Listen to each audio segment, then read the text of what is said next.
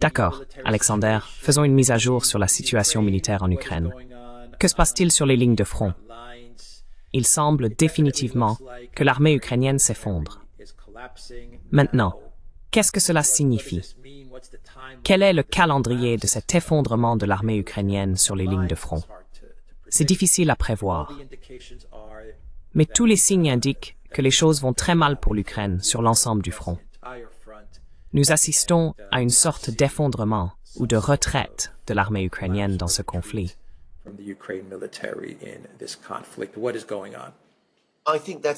Que se passe-t-il? Je pense que c'est tout à fait exact. Et je vais dire autre chose.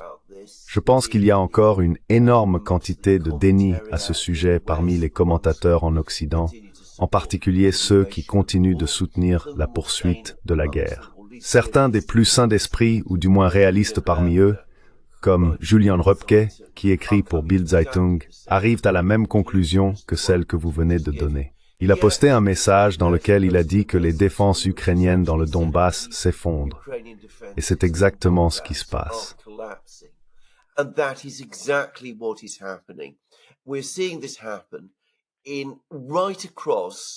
Nous voyons cela se produire tout au long de la ligne de contact. Les Russes prennent maintenant des positions, et nous parlons de positions fortement fortifiées, endroit après endroit, lieu après lieu. Les Ukrainiens ne résistent tout simplement plus de la même manière qu'auparavant. Ce qui se passe, c'est que les avancées russes isolent maintenant les trois grandes villes, qui sont essentiellement tout ce qui reste du Donbass contrôlé par l'Ukraine. Deux d'entre elles, bien sûr, sont Slaviansk et Kramatorsk qui se trouvent dans la partie nord du Donbass. C'est là d'ailleurs que le soulèvement contre le mouvement Maïdan a commencé en 2014. Les Russes prennent maintenant tous les endroits autour ou s'en approchent de très près.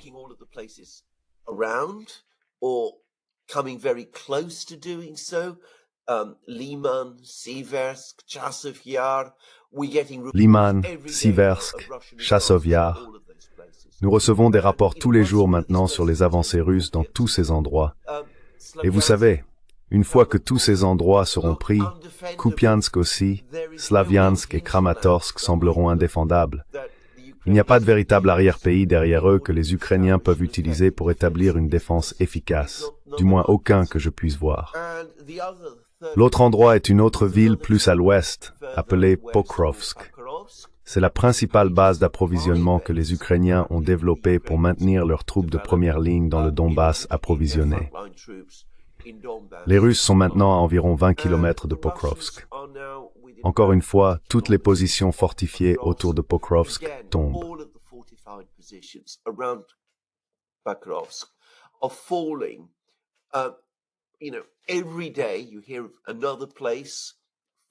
Vous savez, chaque jour, on entend parler d'une autre ligne fortifiée ou d'un village qui tombe. On a l'impression que la résistance ukrainienne, autrefois féroce, devient symbolique. Donc, je pense que nous sommes maintenant en vue de la fin de la bataille pour le Donbass. Le Donbass est une région majeure d'extraction de charbon, de fer et d'acier, et d'industries lourdes dans l'est de l'Ukraine.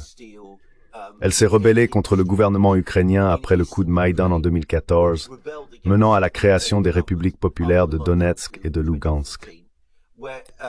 Les Russes sont entrés en Ukraine en février 2022 pour protéger ces républiques.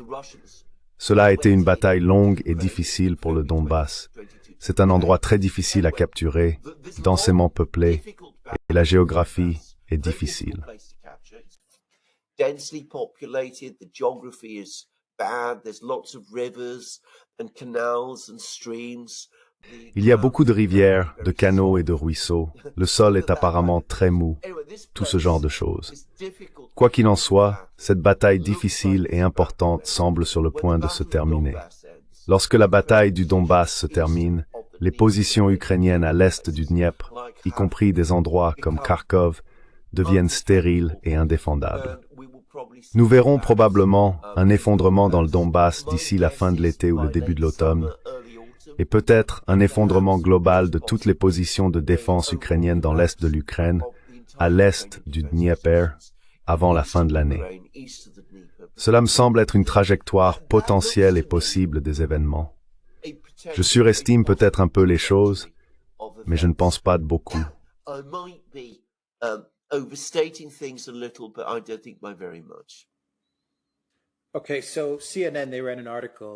D'accord. Donc, CNN a publié un article il y a quelques jours, et ils ont parlé de la façon dont le gouvernement Zelensky fait face à un double coup dur en termes de leurs difficultés avec ce conflit. Le premier problème est la situation sur les lignes de front que vous venez de décrire.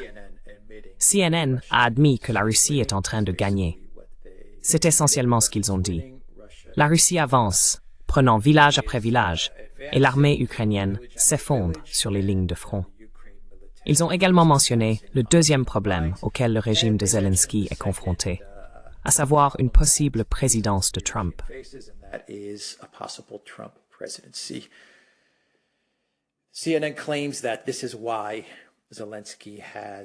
CNN affirme que c'est pourquoi Zelensky a commencé à parler de négociations. Que pensez-vous que l'administration Zelensky devrait faire maintenant, étant donné que la situation est très mauvaise sur les lignes de front? Tout le monde l'admet maintenant, même si certains analystes et publications essayent de faire face. Mais la réalité est la réalité. En novembre, il y a une possibilité très réelle que Trump devienne président. Et juste une dernière réflexion. Trump et J.D. Vance n'ont pas diminué leur discours sur la réalisation de la paix en Ukraine et la résolution de la situation.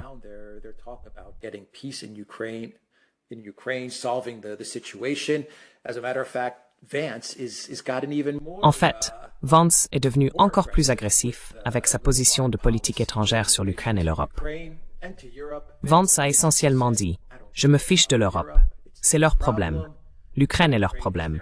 Nous devons nous occuper de l'Amérique. » Le gouvernement Zelensky n'a pas été capable, même si Zelensky a parlé avec Donald Trump, de convaincre Trump ou J.D. Vance de modérer leur rhétorique sur l'Ukraine, de résoudre le conflit, de trouver une solution pacifique ou de se retirer de l'Ukraine.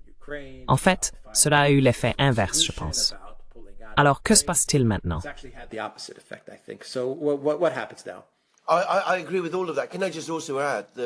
Je suis d'accord avec tout cela. Puis-je également ajouter que Rick Grenell, que certaines personnes considèrent comme le choix probable pour le poste de secrétaire d'État dans une administration Trump, a également fait exactement les mêmes points que J.D. Vance. Il a eu une réunion avec divers responsables européens et a dit « Écoutez, l'Ukraine n'est pas un intérêt fondamental des États-Unis. C'est votre problème, pas le nôtre. Nous avons d'autres choses à penser. Débrouillez-vous. » Nous avons également eu des commentaires de personnes comme Elbridge Colby, qui semble être une figure montante dans l'équipe de Trump. Fait intéressant, cette fois-ci, Donald Trump semble travailler pour constituer une équipe efficace de politique étrangère et de sécurité nationale avant de devenir président.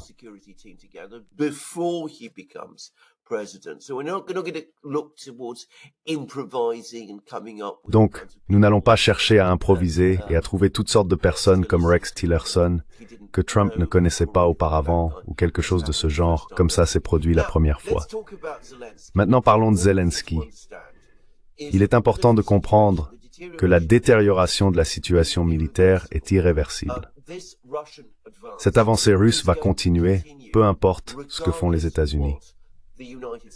Si nous avons une situation où, en novembre, Kamala Harris est élue présidente des États-Unis et annonce son soutien indéfectible à Zelensky, cela ne va toujours pas changer la situation. Les Russes vont maintenant définitivement gagner cette guerre. Je pense que tout analyste objectif peut le voir. Il est clair que les événements qui évoluent ne sont pas de ceux que l'on peut simplement renverser. Not of a sort that you can simply turn round. And in fact, we've had a flurry of articles which are clearly... En fait, nous avons eu une avalanche d'articles, clairement plantés, apparaissant dans les médias occidentaux. Ces articles importants nous disent que l'Occident ne peut pas changer la situation. Nous avons eu un article dans Radio Liberty disant que les Européens sont loin d'atteindre leurs objectifs de production d'obus d'artillerie. Ils ne produisent qu'un tiers des obus qu'ils avaient dit produire d'ici la fin de cette année. Nous avons eu un article dans Reuters qui dit la même chose à propos des États-Unis. La production d'obus aux États-Unis est en déclin et a probablement atteint un plateau à 36 000 obus par mois, ce qui est loin d'être suffisant.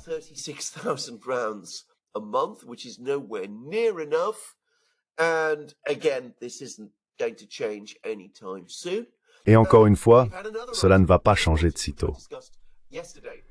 Nous avons eu un autre article de Reuters que j'ai discuté hier dans mon émission sur ma propre chaîne à propos de la production de missiles Patriot. Elle est bloquée à 500 missiles par an, ce qui est encore une fois loin d'être suffisant. Donc, cela ne peut pas changer. Maintenant, pour Zelensky, le pire résultat, s'il est honnête avec lui-même et objectif sur les choses, est clair. Le pire résultat pour lui et pour l'Ukraine serait l'élection en novembre d'une présidente, Kamala Harris, qui dit qu'elle va fournir un soutien sans faille à l'Ukraine.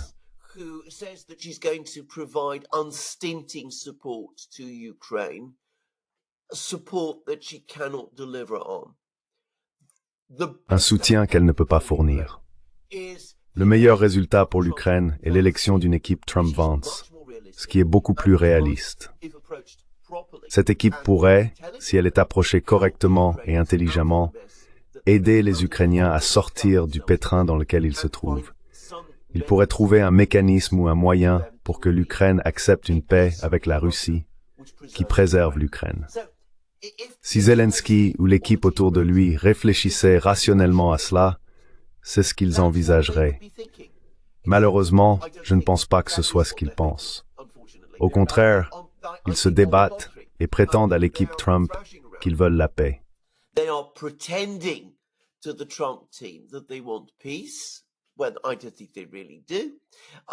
Eh bien, je ne pense pas qu'ils le fassent vraiment. Je pense qu'ils parlent d'initiatives de paix auxquelles ils ne croient absolument pas. Lorsque vous examinez de plus près leurs déclarations réelles, il n'y a toujours aucun signe de réalisme dans aucune d'entre elles. Ils croient encore ou imaginent qu'il existe une sorte de formule magique que les États-Unis peuvent trouver pour leur apporter la victoire. Ils ne peuvent pas se résoudre à croire que les États-Unis ne peuvent pas l'emporter sur la Russie, dans ce qui est après tout une guerre par procuration.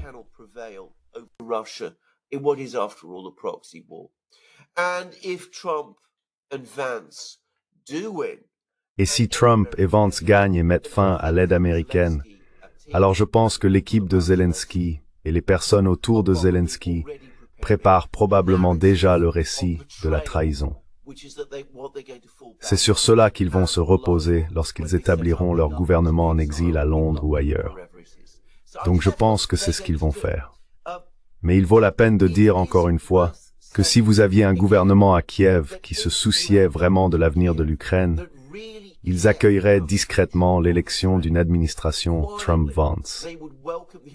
Cette administration serait réaliste quant à ce que l'Amérique peut réellement faire et pourrait travailler avec les Russes et l'Ukraine pour essayer de trouver une solution à ce conflit, ce qui, comme je l'ai dit, préserverait au moins une sorte d'État ukrainien, probablement à l'ouest du Dnipro.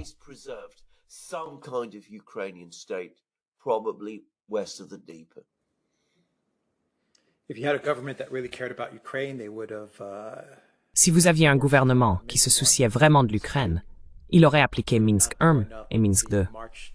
Il n'aurait pas déchiré l'accord de cessez-le-feu de mars 2022. Et il n'aurait pas écouté Boris Johnson.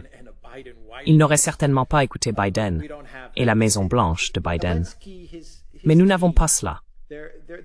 Zelensky et son équipe ont leur vie même liée à la guerre. Et je pense que c'est un gros problème. Leur propre survie est liée à la continuation de cette guerre. Les Européens luttent. Leur réputation et leur pouvoir sont liés à la guerre et à l'engagement de l'Amérique envers celle-ci. Non seulement leur pouvoir, mais beaucoup de leur argent est lié à l'engagement des États-Unis dans cette guerre. Et bien sûr, vous avez l'OTAN. L'OTAN a besoin que cette guerre continue. NATO needs this war to continue. NATO needs to claim that they achieved some sort of victory. L'OTAN doit prétendre avoir remporté une sorte de victoire dans cette guerre, car s'ils ne peuvent pas le dire, alors l'OTAN est inutile.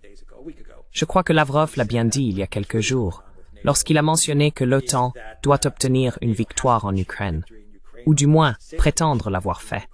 Sinon, les États membres de l'OTAN commenceront à remettre en question la valeur de leur investissement dans l'OTAN. Ils pourraient se demander s'ils doivent vraiment allouer 3% de leur budget à une alliance qui n'a pas vaincu les Russes en Ukraine. Alors, que pensez-vous de ce que je viens de dire pour conclure la vidéo? What do you think of what I've just said to close out the video? No, you're absolutely correct. And your point that you're making actually is that Vous avez tout à fait raison. Votre point est que l'OTAN, le gouvernement Zelensky et d'autres partisans de la guerre sont finalement plus préoccupés par l'imagerie et la construction de récits que par la réalité. De leur point de vue, s'ils ne peuvent pas obtenir une victoire en Ukraine, et je soupçonne qu'il y a encore des gens assez illusionnés pour penser qu'ils le peuvent, bien que la majorité ne le pense plus, il est important pour eux de ne pas négocier. La négociation serait une admission de défaite, ce qu'ils ne peuvent jamais accepter, et une admission que cette défaite était probablement inévitable et infligée par les Russes. Ce qu'ils pensent devoir faire à la place, c'est créer un récit de trahison. Ils blâmeront des personnes comme J.D. Vance, Donald Trump, Rick Grenell et Elbridge Colby, affirmant que ces individus ont volé la victoire à l'Ukraine. Ils soutiendront que si l'Ukraine avait reçu les F-16 et les missiles attaque AMS en 2022, elle aurait gagné. C'est le récit qu'ils vont construire, et leur priorité maintenant est de le créer. Ils sont plus préoccupés par cela que par toute autre chose.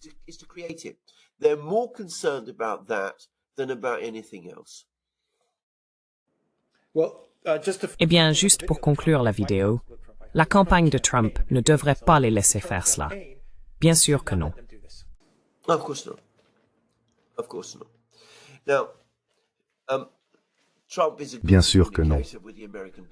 Maintenant, Trump est un bon communicateur avec le peuple américain. Mais la personne qui est particulièrement douée pour faire exploser tous les mythes ici est J.D. Vance. Juste pour dire, Colby et Grenell ont également été assez directs à ce sujet. La chose que les partisans de la guerre en Occident n'abordent jamais, et ils ne l'ont jamais abordé à aucun moment pendant la guerre, c'est le fait que les ressources sont limitées.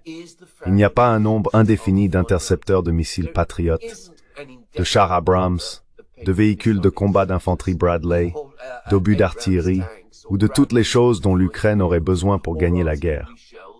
L'Ukraine n'a pas une réserve infinie de main-d'œuvre qu'elle peut utiliser pour combattre. Donc c'est de cela qu'il s'agit, en fin de compte. So this is what this is all about ultimately. It's about resources. There aren't the resources to beat the Russians. Il s'agit de ressources. Il n'y a pas assez de ressources pour battre les Russes. C'est aussi simple que cela.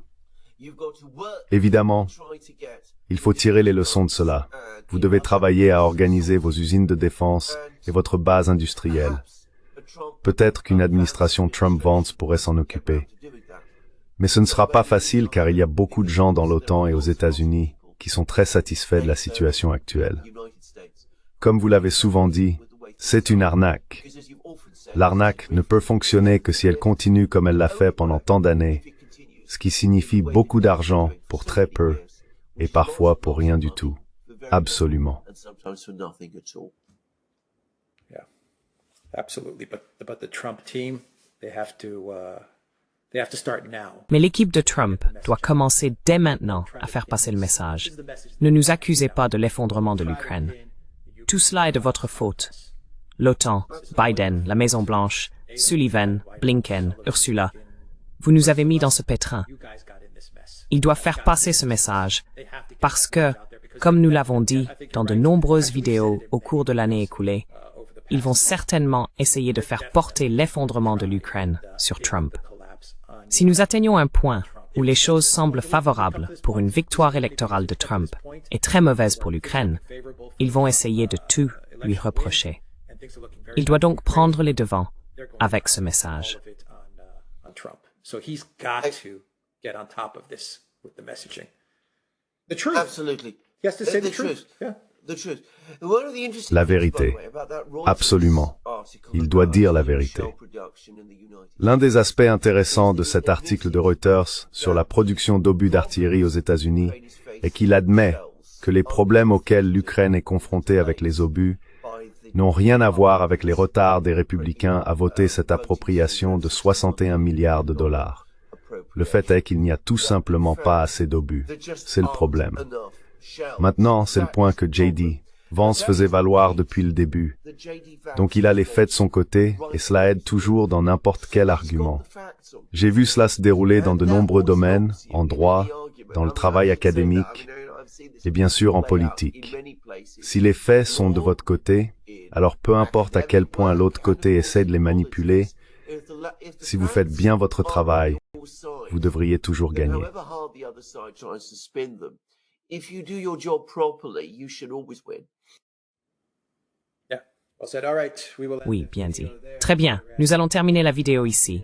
theduran.locals.com. Nous sommes sur Rumble, Odyssey, BitChute, Telegram, Rockfin et Twitter X. Et allez à la boutique The Duran. Prenez un t-shirt en édition limitée. Vous trouverez un lien dans la boîte de description ci-dessous. Prenez soin de vous. Box down below. Take care.